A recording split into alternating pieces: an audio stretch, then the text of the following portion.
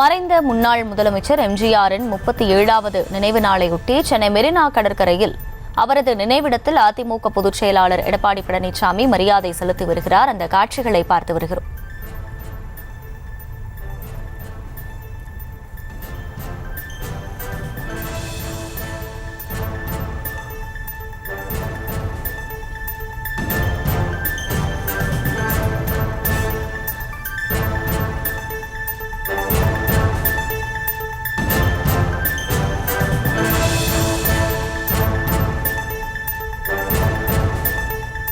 மறைந்த முன்னாள் முதல்வர் எம்ஜிஆரின் 37வது நினைவு நாளையொட்டி அவரது நினைவிடத்தில் அதிமுக பொதுச் செயலாளர் எடப்பாடி பழனிசாமி மரியாதை செலுத்தி வருகிறார். கூடுதல் விவரங்களை செய்தியாளர் ராஜேஷ் வழங்க கேட்கலாம். ராஜேஷ், இந்த மரியாதை செலுத்தக்கூடிய நிகழ்வு தொடர்பான காட்சிகளை பார்க்கிறோம். தொடர்ந்து ஏதேனும் நிகழ்வு திட்டமிடப்பட்டிருக்கா? முழு விவரம் என்ன? அகிலா, வணக்கம்.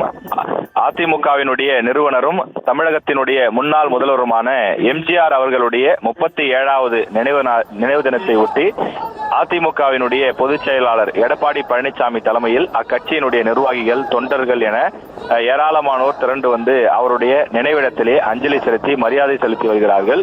அதாவது அதிமுகவை அவர் தொடங்கிய காலத்திலிருந்து தொடர்ச்சியாக அதிமுக பல்வேறு திட்டங்களை தொடங்கி செயல்படுத்தி வருகின்றது. எனவே இந்த விஷயத்தை பொறுத்தவரையிலே நாங்கள் தொடர்ந்து எம்ஜிஆருடைய வழியிலே பயணிக்கிறோம் என்று சொல்லி அவருடைய நினைவு தினத்தில் கருப்பு சட்டை அணிந்து இங்கே அவர்கள் மரியாதை செலுத்தக்கூடிய அந்த காட்சியை நாம் பார்த்துக் கொண்டிருக்கிறோம்.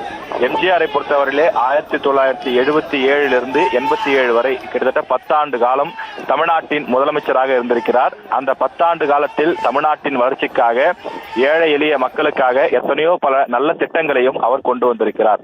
இன்றைக்கு தமிழ்நாடு ஒரு முன்னணி மாநிலமாக இருக்கிறது என்று சொன்னால் அதற்கு நிச்சயம் எம்ஜிஆர் அவர்களுடைய பங்கும் ஒரு அளப்பரிய பங்காக இருந்திருக்கிறது.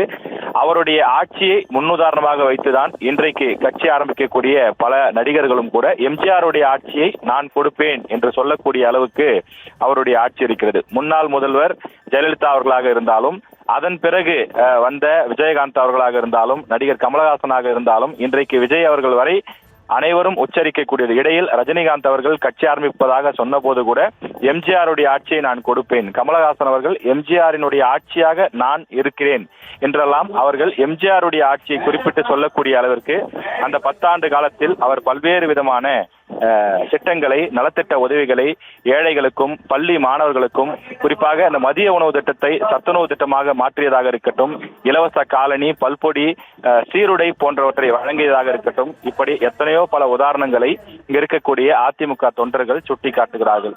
அவர் மக்கள் மத்தியிலே ஒரு செல்வாக்கு மிக்க நபராக திகழ்ந்த காரணத்தால் தான் அவருக்கு பல அடைமொழிகள் கொடுக்கப்பட்டது. புரட்சி தலைவர் என்றும், மக்கள் திலகம் என்றும், பொன்மன செம்மல் என்றும் மக்கள் பல்வேறு பட்டங்களை கொடுத்து அவரை தங்கள் நெஞ்சுக்குள் இருத்தியிருந்தார்கள். அவர் பல்வேறு திட்டங்களை செய்து சாதனைகளை எல்லாம் செய்திருக்கக்கூடிய நிலையிலே தொடர்ந்து 1977, 1980, 1984 என்று தொடர்ச்சியாக 3 தேர்தலில் வென்று காட்டிய ஒரு முதலமைச்சராகவும் எம்ஜிஆர் அவர்கள் திகழ்ந்தார். எனவே அந்த எம்ஜிஆரினுடைய புகழை போற்றக்கூடிய வகையிலும் இன்றைய தினம் இருக்கக்கூடிய இளைஞர்களுக்கு ஒரு முன்னாள் முதலமைச்சருடைய செயல்பாடுகள் தெரிந்து கொள்ள வேண்டும் என்ற அடிப்படையிலும் அவர் சார்பில் எத்தனையோ பல நல்ல உதவி திட்டங்களையும் நலத்திட்ட உதவிகளையும் செய்வதற்கும் அதிமுக சார்பில் பல்வேறு மாவட்டங்களில் ஏற்பாடு செய்யப்பட்டிருக்கிறது. இங்கு தற்போது எம்ஜிஆருடைய நினைவிடத்தில் அதிமுக பொதுச் செயலாளர் எடப்பாடி பழனிசாமி, முன்னாள் அமைச்சர்கள், அதிமுகவினுடைய மாவட்ட கழக நிர்வாகிகள் உள்ளிட்ட ஏராளமான தொண்டர்கள், மகளிர் அணி சேர்ந்தவர்களும் இங்கே வந்து அஞ்சலி செலுத்தி வருகிறார்கள். முழு விவரங்களுக்கு நன்றி ராஜேஷ்.